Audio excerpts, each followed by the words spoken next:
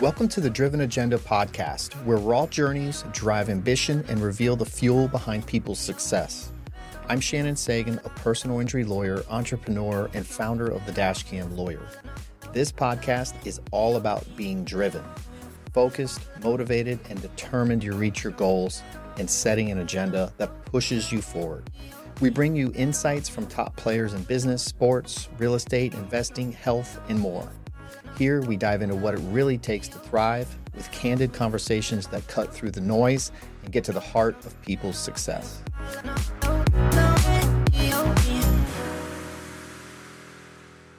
All right, we are live on the Driven Agenda podcast, and I want to welcome a very good friend of mine, probably my oldest friend that I have ever known, Shane McBride. If you do not know who Shane is, he is a local L-Dub Lake Worth guy that started here back in the day and has become a world famous chef and restaurateur, entrepreneur, all those things.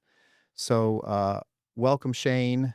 And thank you I know you just got off the plane from New York and you're visiting. So thank you for coming here and taking time out to do this. Yeah, thanks for having me, man. It's cool.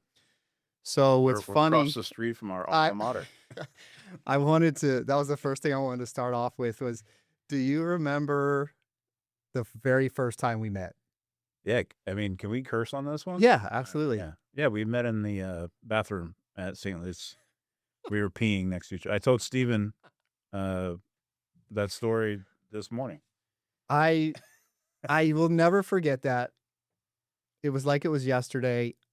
Shane was the second newest person at the school at the time, and I was brand new. We're both next to the urinal pissing, and he goes, "Don't worry, I'm new here too." And what's ironic is we're all here now. We're 100 yards away from where all that started. Yep. So I looked on Google Maps. We stopped at Aioli and got a coffee, and I was looking on Google Maps. I'm like, holy shit, yeah, across the street from St. Louis. Yeah, I hear the church bell still. So St. Luke's is where Shane and I met back in the mid 80s. If that'll tell you how old we are and how long that we've been friends. And although I don't see him that much, we keep in communication, and we had a phenomenal 30-year high school anniversary reunion. And I've always appreciated Shane's friendship and very proud of his accomplishments. So basically, I remember back in the day, your single mom. There was a lot of times we were hanging out, skateboarding Lake Worth, the ditch on 10th Avenue. Is that still there? It's there, but I think it's covered up. I haven't looked at it in a while, but I know there's times where I've seen it was skatable, and there's times where I've seen it was just had trash in it. So I don't know. I haven't seen anyone skate it, but the structure's still there. But we would skate, listen to music, Metallica, all that stuff. And his mom worked, I remember, at nights a lot of times. But I never really knew, there was a time where Shane and I didn't talk for a while. I never knew he went into this whole world of being a chef. And so I wanted to ask you, where did the fire start in you wanting to get into cooking, being a chef? Well, so after high school, I moved to Orlando for a little bit, and I lived with Alf Lee and Atenza. Mm-hmm. And that didn't work out. So I came back home. I was back in West Palm for a little bit, and I thought I would try college again. And I went up to Gainesville, and I lived with Capote, Intenza, Owen Woods, and that was also a terrible idea because all we did was party. Yeah, two big party schools. Yeah, Danny was the only guy that graduated right out of all of us. And I moved. I was working for my mom, and I got fired from her company. No nepotism there from my mom. If you know my mom, you'll understand that. There's personal and there's business. Yeah. So I moved back to West Palm, kind of rudderless, and I Linda Ridoff's sister Shelley was married to a chef. His name was Todd Gent, and I needed a job. I think I was living with my grandparents at the time, and Todd was like, "You ever cooked?" I'm like, "Well, I grew up cooking. A single mom, terrible cook, so I could always fend for myself." And I had kind of worked every once in a while at Banyan Street Bar and Grill. We used to drink there when we were underage. I Allegedly. would work, yeah, allegedly. Um, I would work the grill and cook chicken wings there. So I was like, well, this is what I did. And Todd was like, all right, come in tomorrow. And literally, I went and bought a brand new 12-inch German chef knife because he told me I needed to have a knife. I think I spent every penny I had on that, and went to work. And I was going to work the garde manger station, the salad station, and I cut the tip of my finger off within like the first hour I was there. And they were like, pretty much like cauterized it on a stovetop. And I was like, this is fucking awesome. And You still have the knife? I do. Pretty much from that point on, the restaurant bug bit me. I mean, I always say the bug bites you. You don't choose to be in the restaurant business, it chooses you. Right. And from like literally that moment on, I knew that I had found what I wanted to do. So I know you, what were some of the restaurants you worked here before you took off? So I worked for Todd. It was a restaurant called Narcissus. Yes, I remember that. They had really good pasta back in the It day. did. It was a very cool restaurant. It was owned by John Stahl. And he owned the Comedy Corner and the Carefree Theater. And we're so long friends that I'm just gonna say names, and you're gonna know who I'm talking about, but your listeners won't. But too bad. So Shelley was the MC at the Comedy Corner, and we used to leave Narcissus when it closed. Me and Todd and his sous chef Robert, who lives up in New York now. We would go to the Comedy Corner and like hang out with like Jerry Seinfeld and Chris Rock. Like I gave Chris Rock a ride back Wow. to his hotel room one night, him and his bodyguard. Um, so I worked at Narcissus, and working for Todd, he was a relatively young executive chef, and he had graduated culinary school, the same one I went to, CIA up in New York, and moved down here, and he worked at the Breakers for a little bit, and he took a chef job way too young, and he told me that. He's like, "Don't do what I did."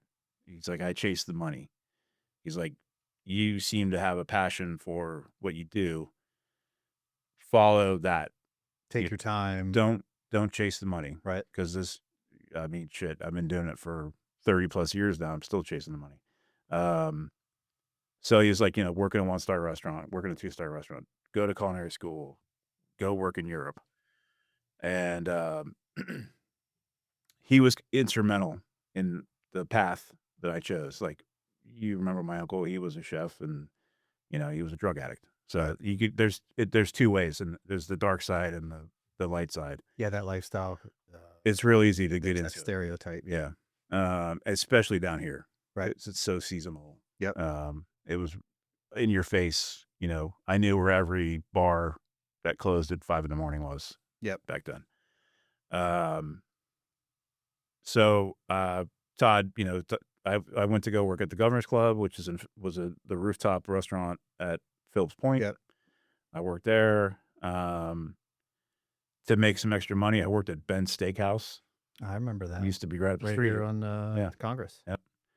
I worked there, and then my kind of like first toe dip into really fine dining was the Four Seasons on Palm Beach. And my grandparents, I'm sure you remember, their yard was full of exotic fruits Yes. and stuff. Big. And my grandmother had shown me an article in the paper. The chef's name was Hubert Damaris, and he was kind of a forefather of like, they call it Floridian cuisine. And there's a few really famous chefs: Norman Van Aken, Mark Mantello, Alan Souser. They were kind of taking Caribbean flavors and fruits and vegetables that are native to the islands and down here in South Florida, and applying French techniques to them and making really cool food. And that's what they were doing at the Four Seasons. And there was an ad. The chef was looking for exotic fruits to buy for the restaurant. So I went out to the backyard and I picked a 5-gallon bucket of lychee nuts, and I took them to the hotel, and I met with Hubert, and he was like, "How much do you want for these?" I'm like, I just want an opportunity at a job. I'll give you these, and I can give you all that you want. We have the lychee nut tree, which is gone now, unfortunately, was like 4 stories high. I'm sure you remember that. Yep. Giant tree in the backyard, behind the foxhole. So he said, "Okay, great."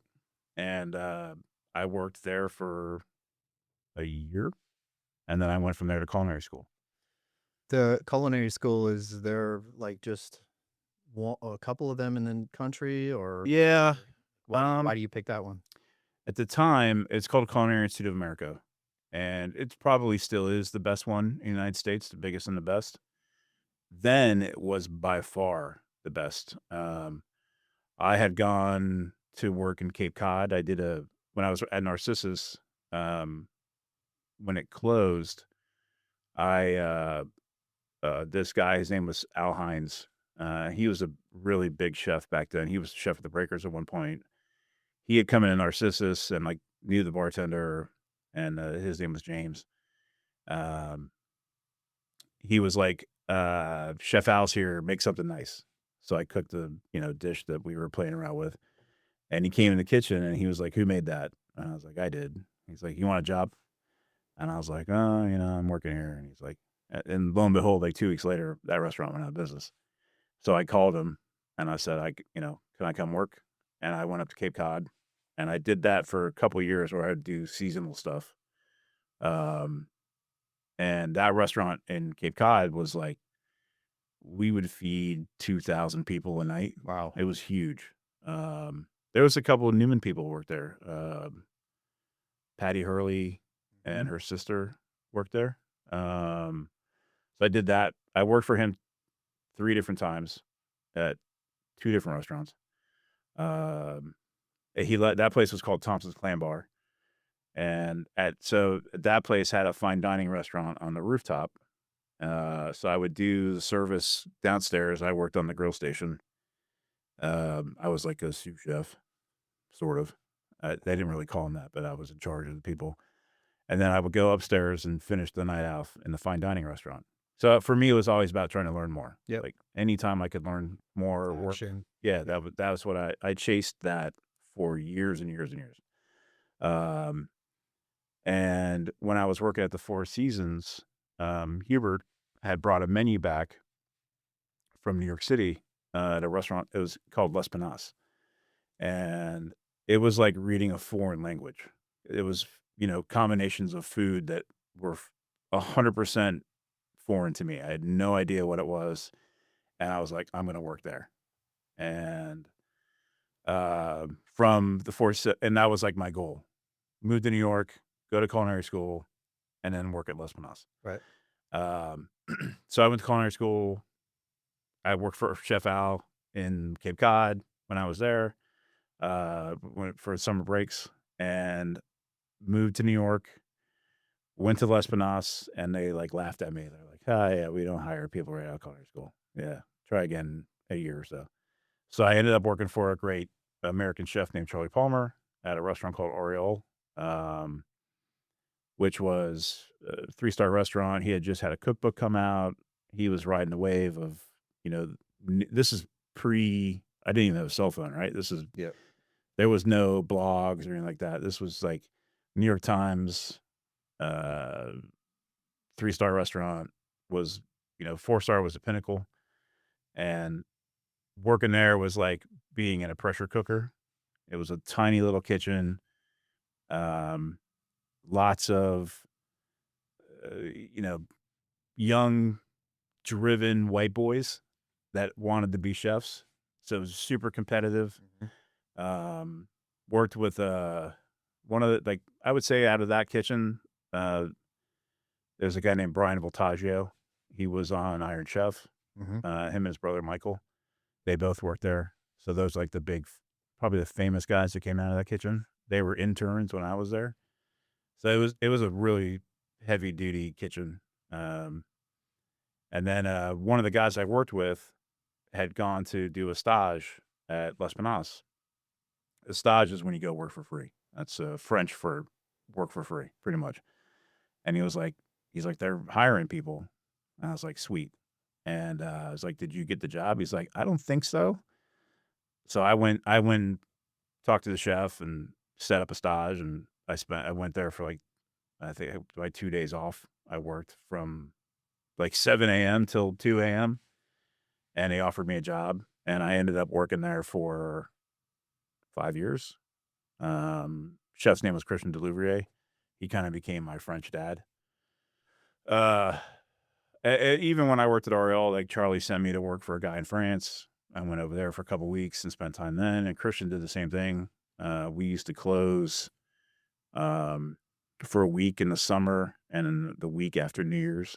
So I would go to France and hang out and stage, work for free. Is that how you end up in Balthazar? No, Balthazar was down the road. So,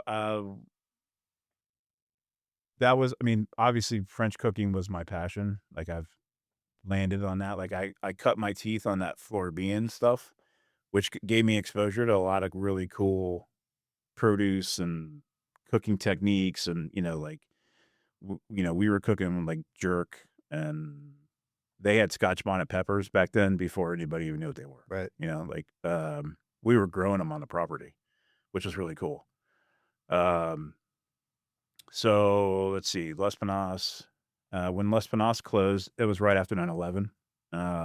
That was kind of like the coffin was built for fine dining in New York City after 9/11, and, I was just talking to somebody about this. A bunch of us were working at a catering company down in Tribeca when Les Panas was closed, and we were feeding the guys down in the pit.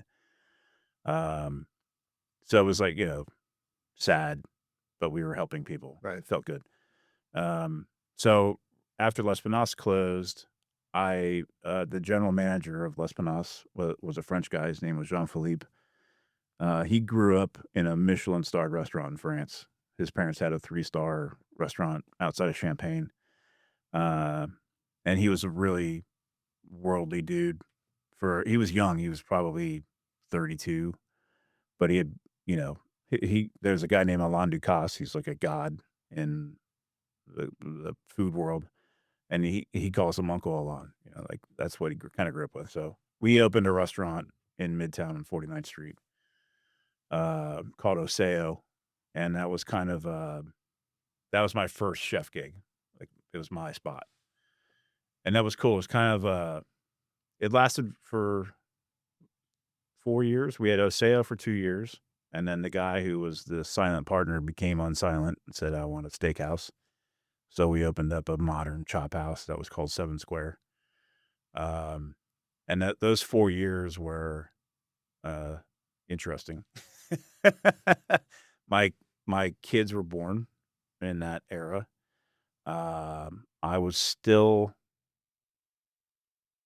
uh, I don't wanna use the word bad boy, but I was definitely drinking and partying still, too much.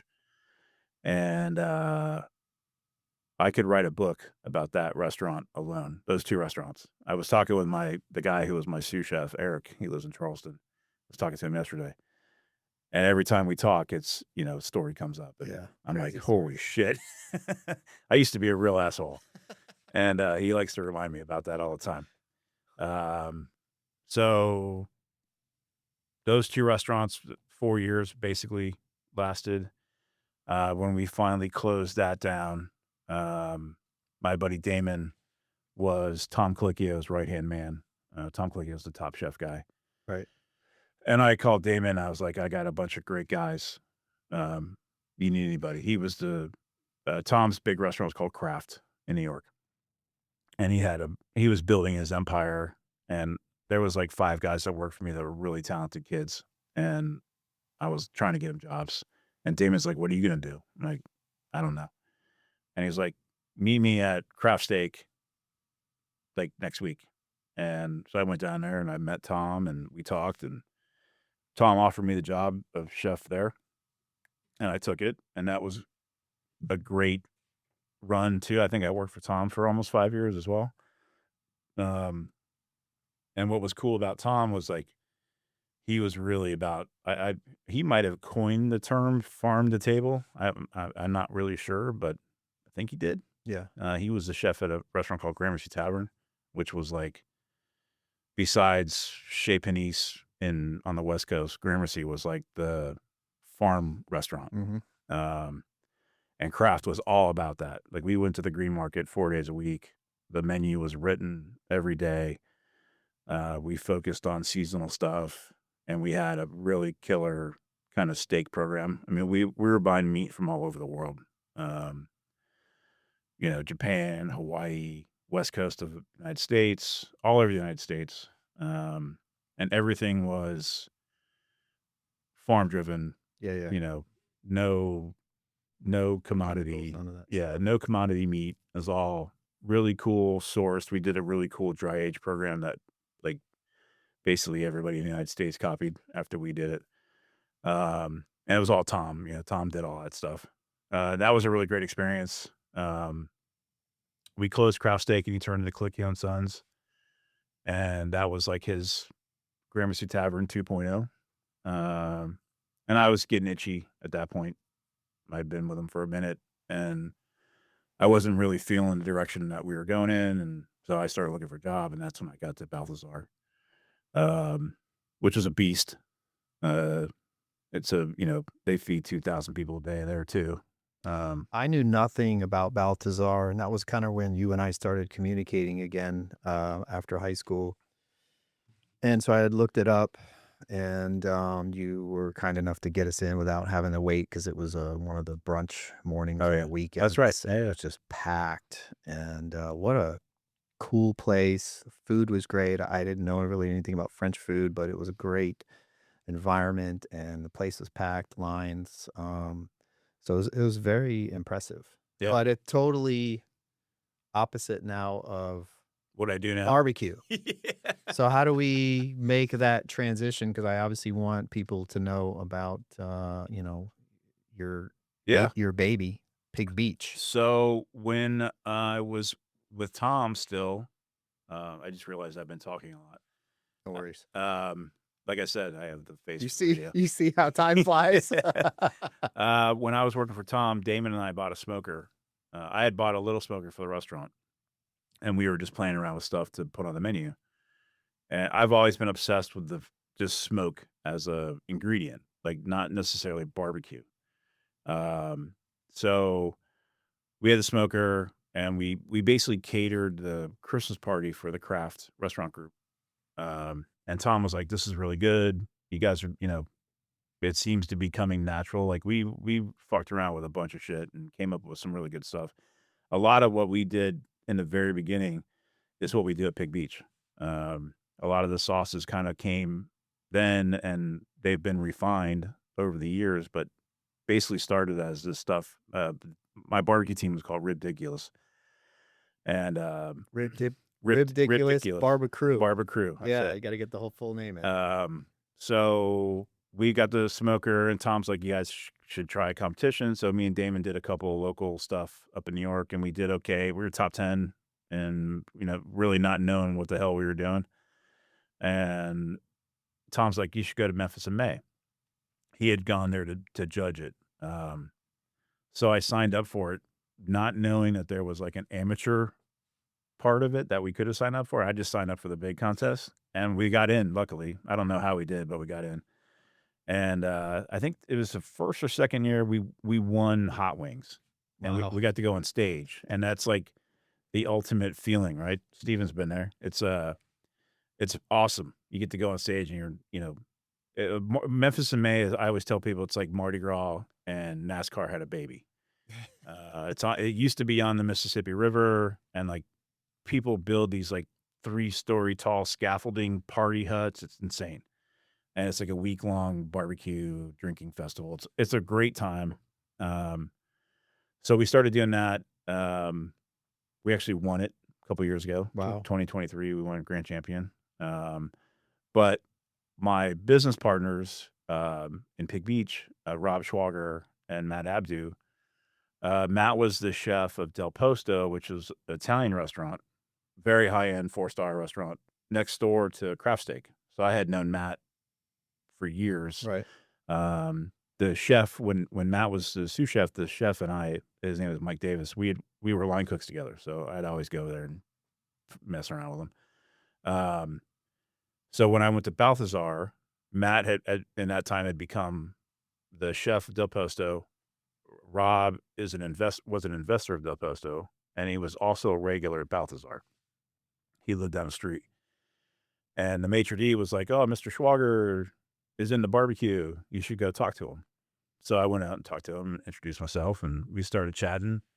And it turns out he was gonna go to Memphis in May that year, and we became friends, and he literally lived 2 blocks away. So I'd go to his house, and he has a amazing wine collection, and he loves to eat, and we hit it off. And, his team was called Salty Rinse, and they got 2nd place in whole hog, like, their 1st or 2nd year. So, like, the bug had bitten us, and we were making between Matt and I, we were making really good barbecue. And, an opportunity came up in Brooklyn. It was an old, garage with a parking lot, and there was an opportunity to do a pop-up, and we did a pop-up first year, and it was like a pop-up in the sense of the word. It was like a tent, a smoker, and a burner. That's it. That's all we had. Steven was part of it. Um, and it went really well, and the landlord's like, "Let's do it again next year." That turned into we were there for 7 years. That building we got rezoned there, and the building got torn down, but we had opened the one in Queens, uh, which is a 28,000 square foot restaurant. It's massive, and it's I think we make some of the best barbecue in New York City, if not New York State, maybe the Northeast. And it's a fun spot to go hang out. We have a big outdoor area. There's a 30-foot jumbotron in the backyard. And we had opened up down here right after COVID. Actually, we were building the restaurant during COVID. Was it your idea to build it here? No, Rob moved down here. Okay. He's a Wall Street guy, so he did the Wall Street exodus to save money. He moved down here, and like literally, it's kind of funny. When my mom sold Action Labor, I came down here to do some paperwork with her and stuff like that. She was driving me to the airport, and she was going to move to Charleston. That was already determined. And I was like, I'd never have to come back to West Palm Beach again. I have no family here. Everybody's gone. Um, and besides you, there's a handful of people that I keep in touch with down here. And I was like, I never have to come back. Sweet. And like literally 2 days later, Schwager was like, "Guess what?" I'm like, "Oh, what's going on?" He's like, "Moving to West Palm Beach." I was like, "You motherfucker." Because I knew immediately he'd want to open a restaurant down here. Yeah. And we looked at a bunch of spots. Like he'd be like, "All right, get on the plane, come down." And I'm like, "Just tell me where it is." And he would tell me the neighborhood. I'm like, "No, no." Every one of them was no, no, no, no, no. And then finally we found the spot on Dixie, between Okeechobee and Belvedere, 2400 South Dixie.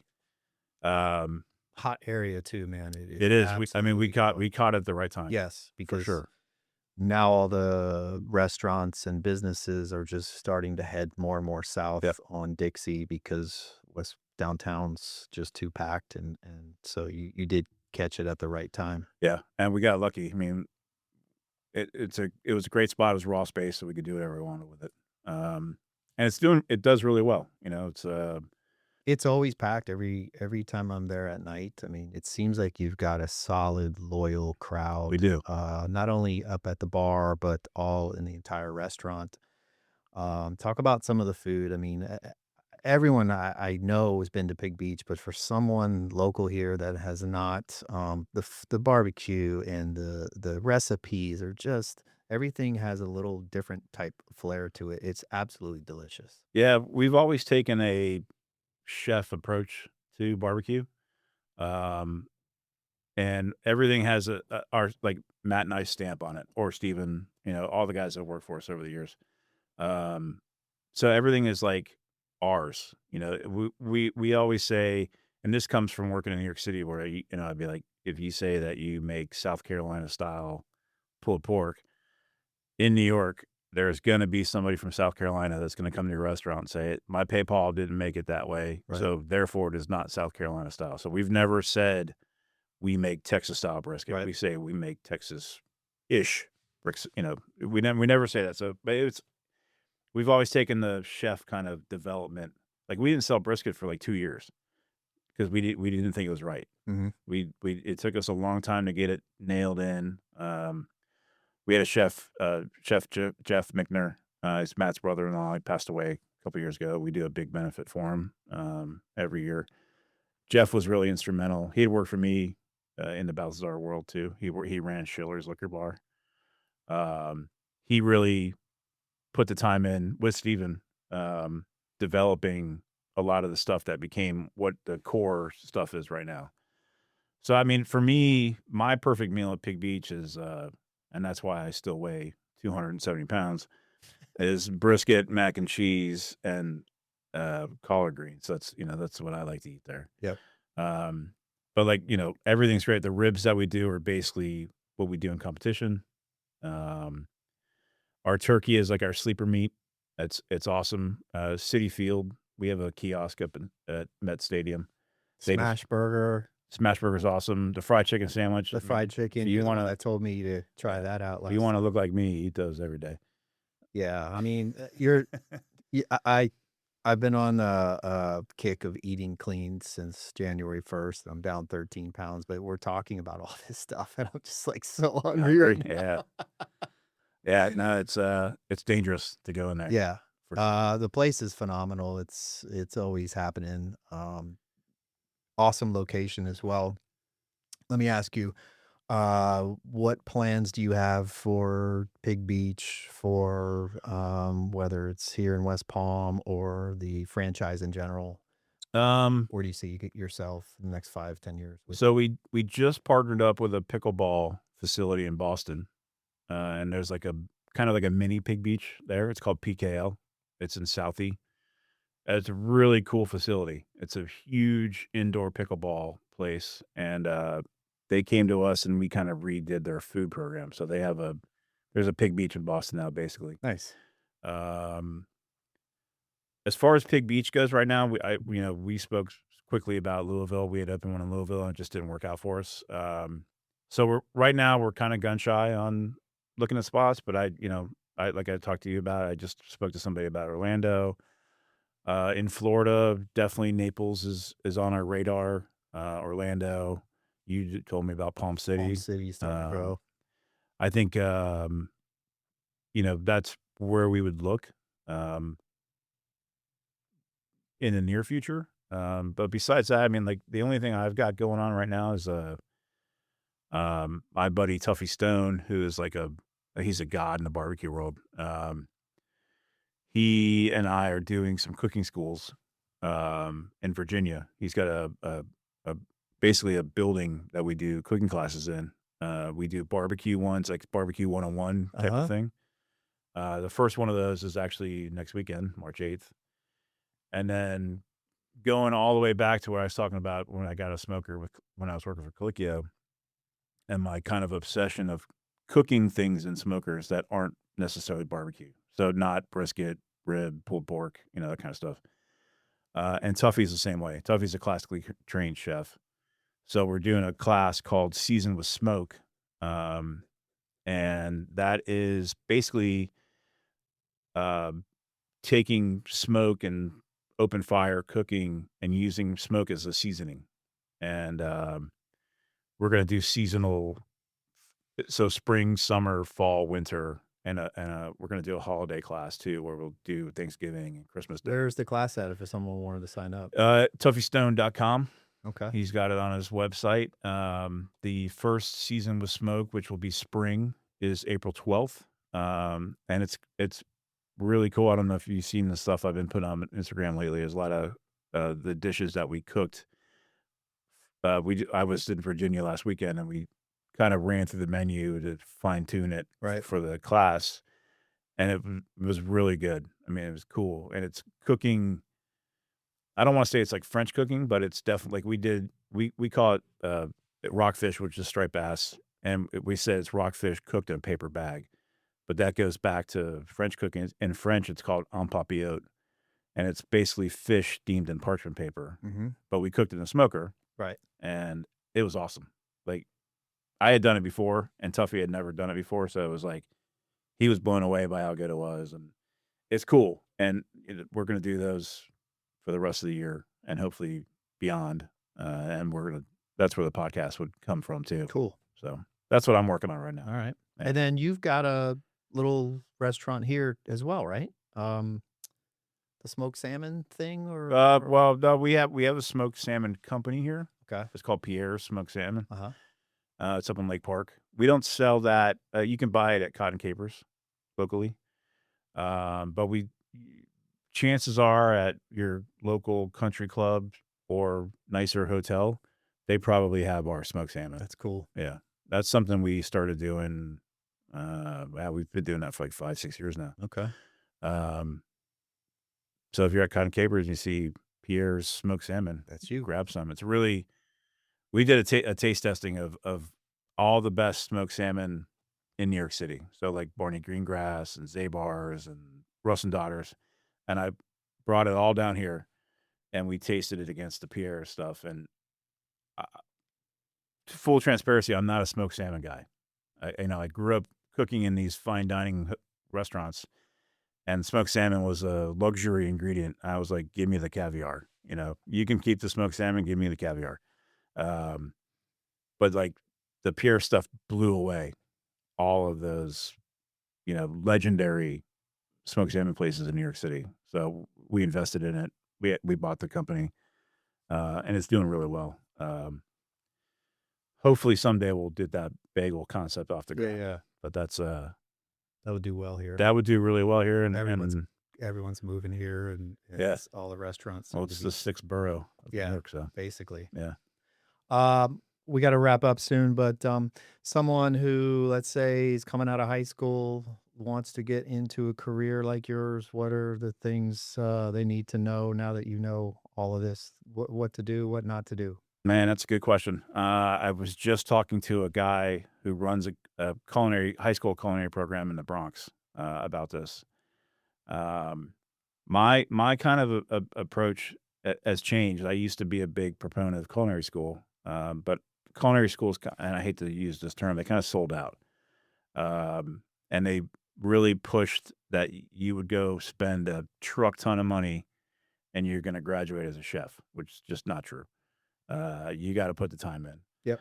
And so I tell people nowadays, like, go find a chef that will, and I guarantee you a lot of chefs will do this. Go find a chef and say, I think I want to be a chef. Can I work for you? And, suck it up and get that minimum wage job and make sure you like it because it's a tough business. Well, that's how they'll learn if they like it or not. Yeah. I mean, it's how I did it. Yep. I cut my finger off. So, I really tell people that, like, go do it first. Spend 6 months in a restaurant, and make sure you want to do it. I mean, I could tell you a story real quick. I mean, we way over time, but there was in New York City. There's a thing called the Gustibus, which is in Macy's on 34th Street. It's on the top floor, and it's basically like cooking dinner theater. There's a stage, ovens, and all that stuff. And there's a chef cooking, and there's usually 30 to 80 people in there. And while you're cooking on stage, they're eating what you're talking about. So a lady was there, one of the classes that I did was at Craft Steak, and she came up after me, and she's like, can I ask you a question? I'm like, yeah, sure, yeah. She's like, so I'm a stay-at-home mom. I cook all the time. We have dinner parties all the time. My husband's best friend's very wealthy. he's always trying to get me to open a restaurant. And I was like, don't do it. I'm like, do yourself a favor. Like, come spend a day in the restaurant. Just come out and hang out. I stage, right? Just come do a stage. And she's like, can I come for a week? I'm like, absolutely. So she came, and I'm like, meet me at the Green Market on Monday. I'll be there at 8 a.m. And we basically shop for the next 2 days. And we like get all these huge bags full of produce, and then you throw them in a taxi cab, drive across town. And then I would, my morning sous chef was there. We'd write the menu for the night and start prepping. And we did that 4 days a week. And she came, so we were there from 8 a.m. and we probably walked out of the restaurant at 11. Next day, I'm like, come in at noon. She came in at noon. Next day was Green Market again. Did that again. Fast forward to Friday. I was like, okay, let's go have a glass of wine. We can talk about what you think about the restaurant business. And she sat down, and every day she looked a little bit more tired. I would say she was probably in her mid 40s. And on Friday, she was like, I don't know how the fuck you guys do this. Yeah. She's like, you're insane. I haven't slept. My body hurts. Well, the concept of, seeing and coming in and out and seeing that stuff is different than actually being You work back in a there. restaurant? Well, that's the thing. I'm going back to my days of I worked briefly a high-end Nick Fornatero. He had a 300-seat Italian restaurant in New York, moved down here, Yeah. taught me some really good Italian dishes, which is how I was able to learn how to do base of cooking. But I enjoyed it back then because I was young. I lived with my parents. I didn't mind working on weekends and all those things. But There's now fun to be had it was afterwards. fun doing that. But then the hours and the prep work grind. and the grind and the ups and downs, and people don't see that stuff. But I have some of my best memories working in jobs were in restaurants, but I would never want to own one, Yeah. or at least be active in one because it's 24/7. Yeah. That's what I tell kids now. Like, do it first. Just do it. Yeah.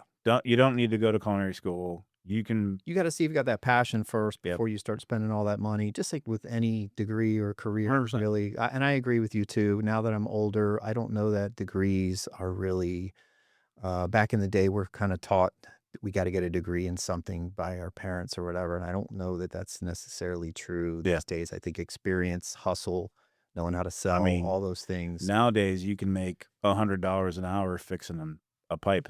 Yeah. AC companies, these Yeah. guys are selling AC companies here in Florida for making millions. I Yeah. mean, so degrees are good, but We need trades workers. yes, Without a yes. doubt. So I want to wrap this thing up, but I know you're the biggest bourbon connoisseur out of anyone I met. You told me that when you go to different cities, you hit these little local liquor stores and scoop up bottles. I know you trade them, you sell them, you collect them. I don't know much about bourbon other than I like old fashions and that's it. But what's the best bourbon out there that you've ever had? Best bourbon I've ever had? Ooh. Holy cow. Like someone said, I've got every bourbon bottle in the world. Which one do you want? What do I want to drink? Yeah. All right. So I'm going to give you two answers. Okay. If they had stuff old, like 75 and older, which I have gotten into recently, they call them Dusties. Some of those that I've had have been exceptional because if you think about it, that stuff was it's non-GMO corn. Yep. The wood for the most part was first growth oak. And that's, believe it or not, that makes a huge difference. Right. It's the grain of the wood, the way that the bourbon goes in and out of the wood while it's maturing. In Kentucky, especially where it's, they had more snow in Kentucky than we had in New York this year. And then in the summer, it's 120 degrees there. It's brutal. Yeah. So that wood made a difference back then. I have a bunch of like Old Crow and Ancient Age from the 60s. It's phenomenal. So I would go that way. I would say probably in the last 10 years, the best bourbon that I've had, it was called King in Kentucky. It was the first release. So that was probably about 7 years ago now. It was epic. I mean, still, like, I can tell you the best glass of wine I've ever had and the best bourbon I've ever had, and King of Kentucky was probably the best bourbon I've ever had. Um, and it's, nowadays, that's a $3,000 bottle, unfortunately. How many do you have right now? Oh, God. Last time I talked to you, you had So, 100, I think. well, I have 1,000 plus probably. I just drove to Charleston, in October, and we had 10 cases of whiskey with us to take to the house down there. That's where the lion's share of it lives. Wow. There's probably 500-600 bottles there right now. It's stupid. You're clearly passionate. Steven's gone picking with me. He's gone to liquor stores with me. We'll What's probably get what's hit your one. plan with that? All that booze? Yeah. There is definitely a part of it. Like, so people are saying bourbon's dead right now. It's on a downturn. Like people aren't millennials, I guess, aren't drinking, or Gen X. What is it? Gen Z? Somebody's not drinking. Yeah, they're not drinking. They're vaping.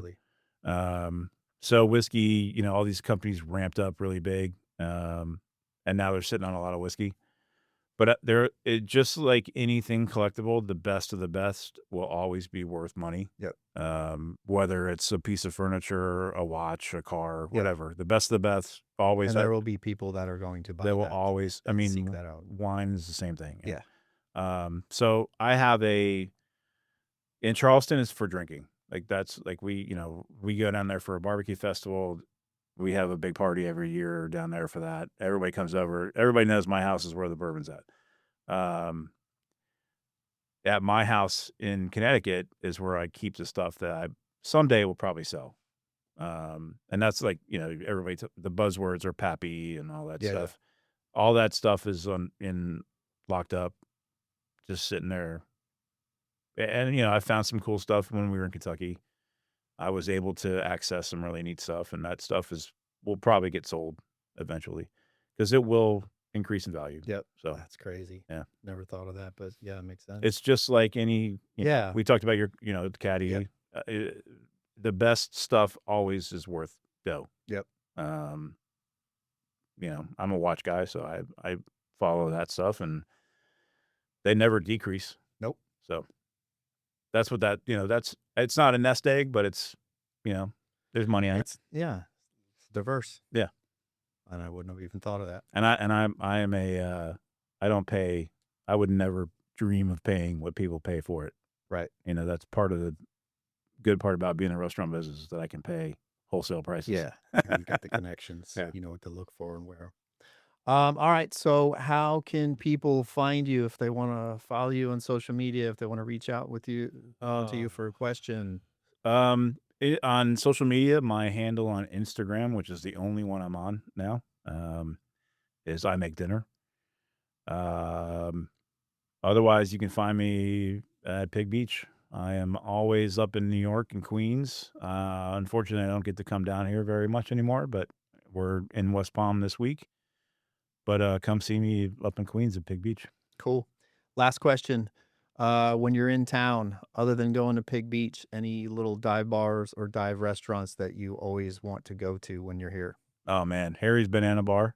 Harry's Banana Farm? Yeah. Or was that what it was called? It's still there. I drove past it today. That is a quintessential Florida bar. Yes. Do these people still smoke inside of there? Probably. That place. So you're going to hit that? Maybe. If you can. Yeah. I will probably get a Cuban sandwich at Havana. My favorite place is no longer around. Tulipan, the original Tulipan. Oh. That was the best Cuban sandwich. Man, the last time I was here, I ate at a place called Stage up in PGA. Yeah. That place is great. That place. That's what I thought of when you said Stage. Yeah. That's a great restaurant. I don't know why they call it Stage, because it's like Indian food, but I think the dude worked in New York, so it's like a New York thing. Okay. That's a great restaurant. Yeah. I had a great meal there. I think that's where we're gonna go. If you haven't checked out Blackbird, check that out. It's too. in Jupiter. Jupiter. Yeah. Yeah. We're staying over by the power plant. We got an Airbnb over there. Okay. So, And then my buddy Jimmy, who I'm having on here, owns Rivalis, which is really good Mexican tacos. They're right off of Clematis, and they just opened one in Wellington. So if you're in that area, Nice. really fresh tacos and homemade margaritas. The last time I went to Wellington, I got lost. Really? Yeah. I was driving through Wellington yesterday saying, God damn, I wish I had thought of buying some homes here because all the polo guys, Yeah. I have friends renting homes seasonally to these polo guys and they're making a killing. Yeah, Just but- never would have thought of it. Back in the day, I only knew like Emily Sheehan lived out there and that was Fred so, Villari. yeah, Fred Villari. It Yeah. was so far away, but Dan it's the spot Capote to lived out be. there. Yeah. it's the spot to be. I literally got lost. I made a turn where I thought I was going. Yep. I thought I knew where I was going. I had no idea where I Yeah. was at. Well, So all new road. I was well, like, what is this? Welcome to Florida, buddy. Like I said, the skyline has changed. It's different, but we're still in paradise. It's just a very crowded one. Yeah. Not expensive one. I'll tell you, I felt this trip. I was talking to Steven. I kept talking about Steven. My chef Steven's here with us. He's no microphone. We but didn't kick him out, by the way. We asked if he wanted to be on. I was saying that we were driving down Federal in Lake Worth, and I was like, for the first time in a really long time, I was like, well, I kind of get why people might want to live here. Because it felt, especially Lake Worth, feels old Florida still. Yeah, the old house. I mean, Yeah. your mom had that house from that was a 1920 or 1930. Yeah. I'm talking about the old one. Oh, the old small one. Yeah, that was like 1918 built. Yeah. Yeah. So, and then of course the cool one that she had. Yeah. All right, my friend. You've got shit to do. And you have limited time. So I appreciate it. Always good to see you. I hope that it's not another couple of years. And next time I head up to New York, I am certainly going to catch up with you and enjoy your time here. And thanks for your time coming here. I appreciate it. Yeah, man. You're going to have to do some serious editing. We'll do some editing. We'll figure it out. We'll be fine. Maybe we'll do 2 parts or something. Not worried about it. All right, cool. All right, man.